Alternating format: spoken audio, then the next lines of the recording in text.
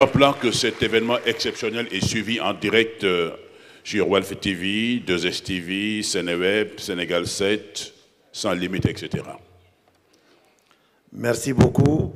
Bonjour tout le monde. Monsieur le ministre, maa ngi lay nuyu di la sant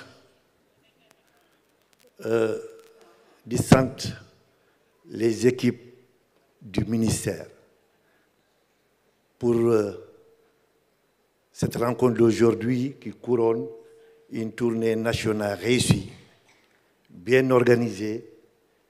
Donc, bravo au cabinet du ministre, bravo à l'ADEL et au PNDL, tous ceux qui ont eu à organiser ces concertations dans les régions.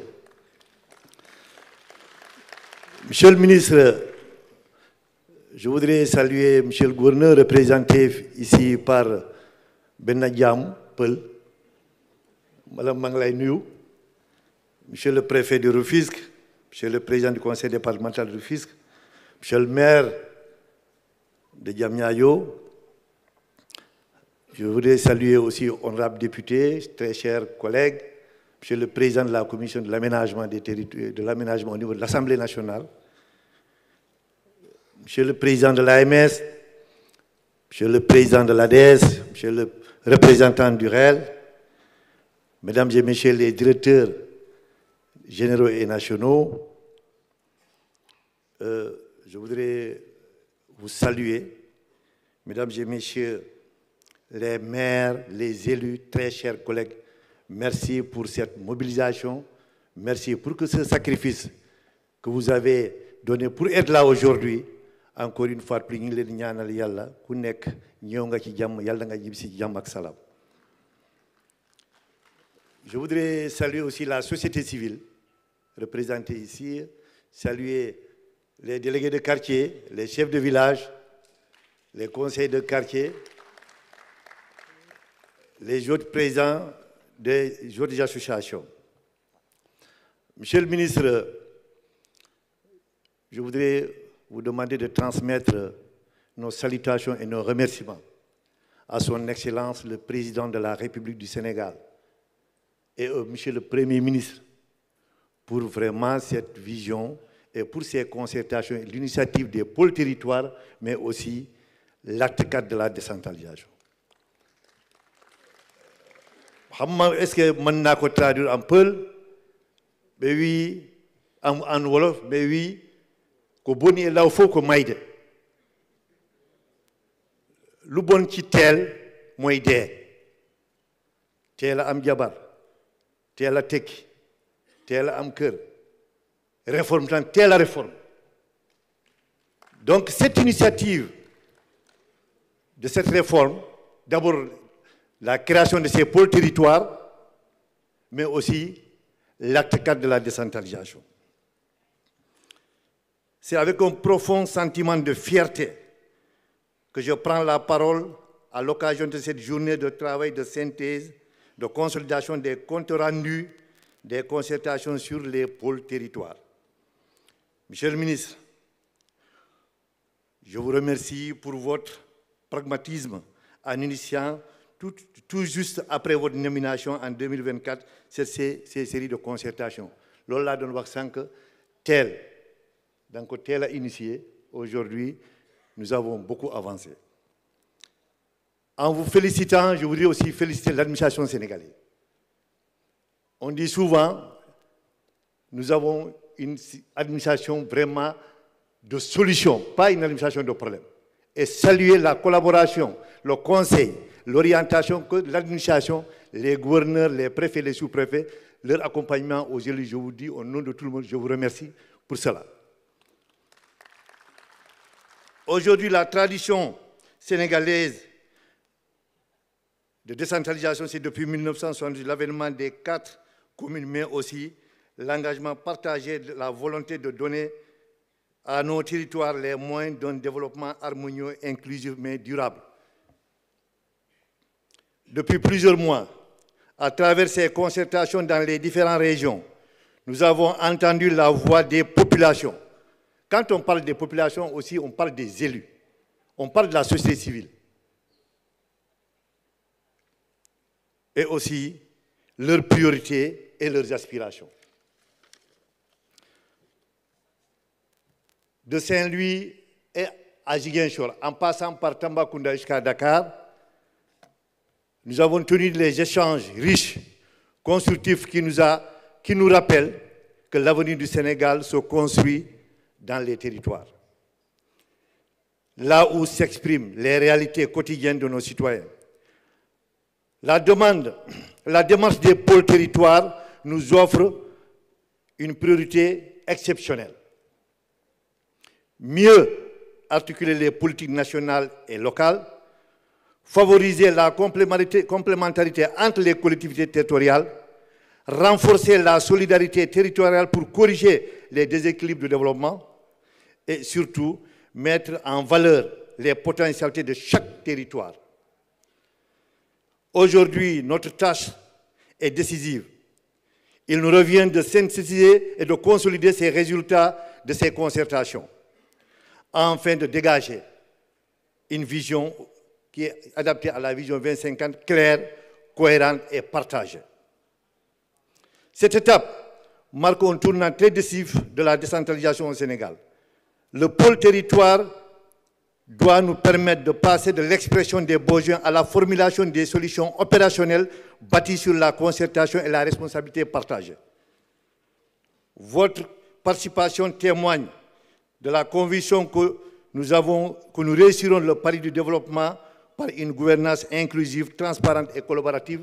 Quand on parle de collaborative, parce que le pôle territoire implique non seulement la société civile, les chambres consulaires, mais aussi cette diaspora.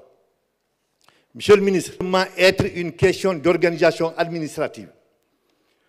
En ce sens, cette journée doit être l'occasion d'affirmer notre stratégie nationale CND de 2025-2029. Très chers collègues maires, 2029. Très chers collègues maires et présidents, exige. Le chemin est exigeant, mais notre est clair.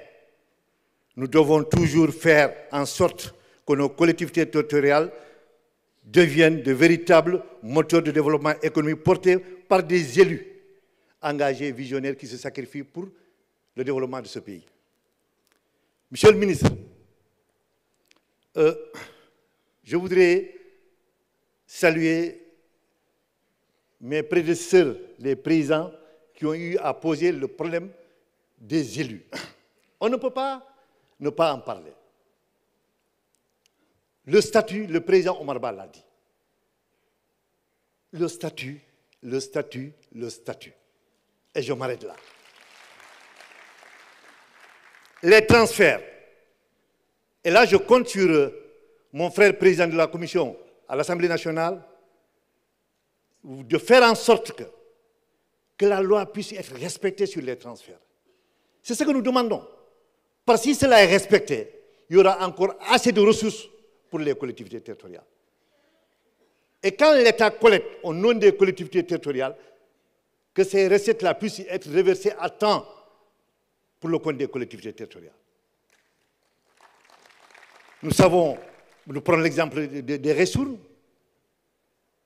Monsieur le ministre, nous connaissons, et je vous ai dit dans différentes régions, que vous êtes passé de militants du développement, de militants des collectivités territoriales à un soldat des collectivités territoriales. Donc, nous osons espérer et nous sommes témoins de votre engagement et de votre combat de tous les jours pour que cette loi puisse être respectée. C'est-à-dire que les ressources dédiées aux collectivités territoriales puissent vraiment être versées à temps. Et nous saluons vraiment aujourd'hui cette hausse de la selle. De cette selle, hier, je remercie le DCT qui est en train de travailler nuit et jour pour régler ce problème de la selle, régler le problème de transfert de liaison pour le fonds d'équipement, le fonds minier, mais aussi vraiment les ressources et aussi le PACASEN. Le PACASEN 2024, c'est des problèmes. Les 124 pays, du moins 124 communes qui ont ce PACASEN Les maires ont eu à lancer des appels d'offres, des contrats ont été signés, le travail est réalisé. Les gens sont là, ils se cachent. Ils sont poursuivis par ces entrepreneurs. Et aussi, je vous ai dit tout à l'heure, on n'a qu'à se rendre à l'évidence parce que le PACASEN de 2024 n'est pas dans la loi de finances. Et tout ce qui n'est pas dans la loi de finances. Maintenant, ce que nous demandons, c'est de la mise en place rapide vraiment du PACASEN 2025. Et je sais que vous en avez fait un combat pour que les deux, 2024 et 2020, soient versés dans les meilleurs délais.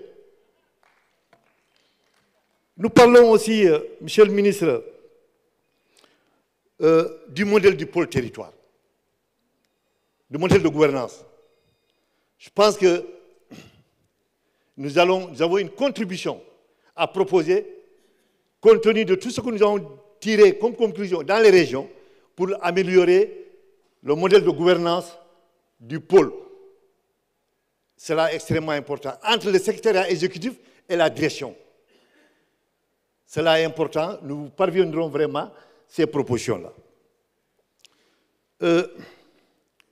Nous avons aussi parlé, parce qu'il faut que, en respectant ces recettes, ces ressources, qui soient effectivement transférées aux collectivités territoriales, qui donnera une souveraineté claire et nette des collectivités territoriales.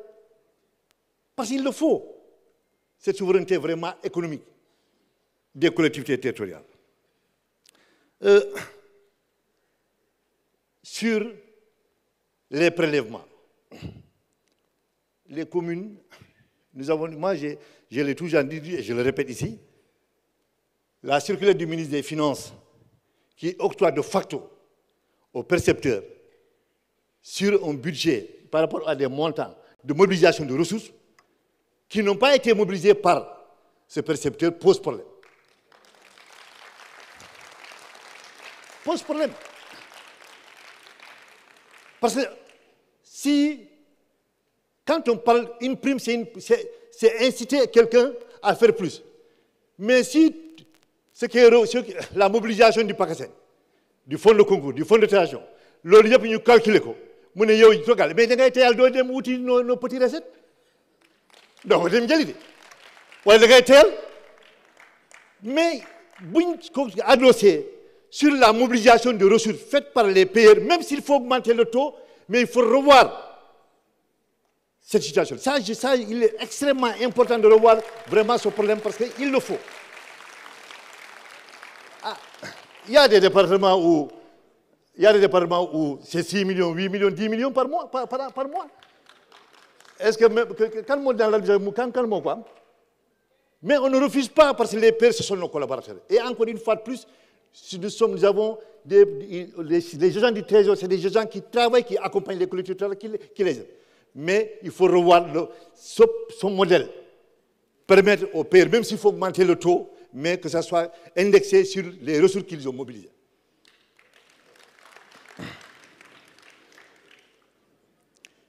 Monsieur le ministre, et souvent on parle de redevabilité.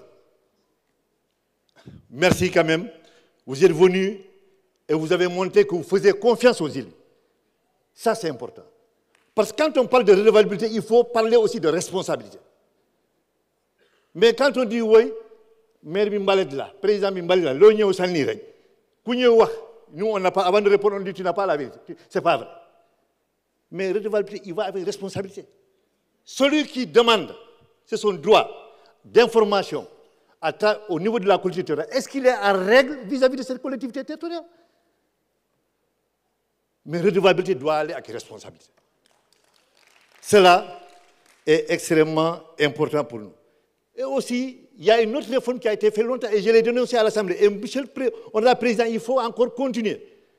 Quand, à l'époque, le ministre de la Justice a signé avec le syndicat des greffiers, le paraphage des registres sont pris en compte par les maires. C'est que l'État signe, dit au syndicat, vous avez tant, mais c'est nous qui payons. Et ça a été signé à notre dossier, on n'était pas au courant. Maintenant, si tu as le registre à 7500, tu payes le paraphage de 7500, ça te fait combien? 15 000 pour 50 feuilles. Comment tu vas augmenter? Si tu augmentes cette taxe pour l'extrait de naissance, ça aussi, quand on signe des engagements, par rapport à un syndicat, mais celui qui a signé l'engagement n'a qu'à le prendre en compte. Mais pas nous.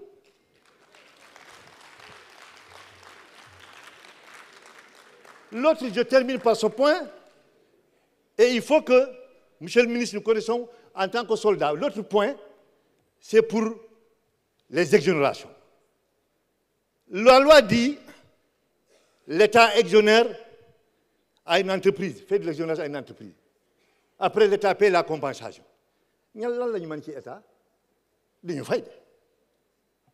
Maintenant, ce qu'il faut dire, que l'entreprise paye, celui qui l'a exonéré, après le rembourse. C'est ça qu'il faut. Il faut quand même inverser cela. L'entreprise qui est exonérée par l'État, qu'elle paye à la collectivité territoriale ses taxes, et que maintenant l'État rembourse, parce que l'État peut faire cette compensation-là avec l'entreprise. Cela aussi, vraiment, c'est des aspects techniques extrêmement importants. Et nous devons, c'est pour cela que nous saluons votre travail d'inclusion qui nous permet de réfléchir, d'accompagner et d'orienter et surtout de proposer des solutions concrètes, partant de l'expérience que nous avons vécue dans la gestion pour améliorer la gouvernance des collectivités. Je vous remercie. Merci, merci beaucoup.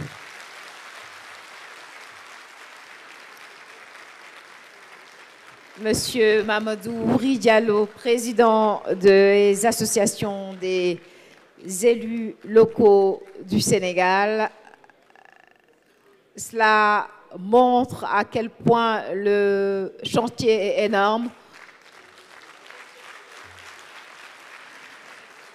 Et les discussions vont se poursuivre toute la journée, justement, pour trouver les solutions les meilleures pour le développement de ces pôles territoriaux. Cette allocution met donc un terme à la série de prises de parole dans cette partie protocolaire. Nous allons enchaîner avec le démarrage des travaux. Je vous propose d'accueillir Monsieur Dr Cheikh Ahmed Tidiane Faye, il est directeur